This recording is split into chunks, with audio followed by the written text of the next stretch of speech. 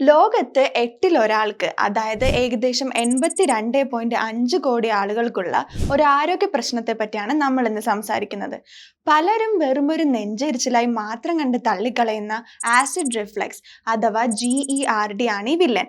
ഇതൊരു നിസ്സാര പ്രശ്നമല്ല, ഇത് എത്രത്തോളം അപകടകരമാണെന്ന് ഡോക്ടർ വിശദീകരിക്കും. ഗ്ലോബൽ ബേർഡൻ ഓഫ് ഡിസീസ് സ്റ്റഡിയുടെ പഠനങ്ങൾ അനുസരിച്ച് ലോകത്ത് 82.5 കോടിയിലധികം ആൾക്കാർക്ക് ആസിഡ് റിഫ്ലക്സ് ബാധിച്ചിട്ടുണ്ട്.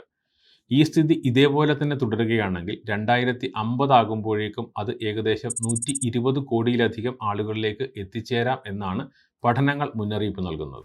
നമ്മളിൽ പലരും ഇതൊരു സാധാരണ നെഞ്ചെരിച്ചിലായി കണ്ട് അവഗണിക്കാറാണ് പതിവ്. എന്നാൽ കൃത്യമായി ചികിത്സിച്ചില്ലെങ്കിൽ അത് നിങ്ങളുടെ അന്നനാളത്തിൻ്റെ ആരോഗ്യത്തെ ഗുരുതരമായി ബാധിക്കാം.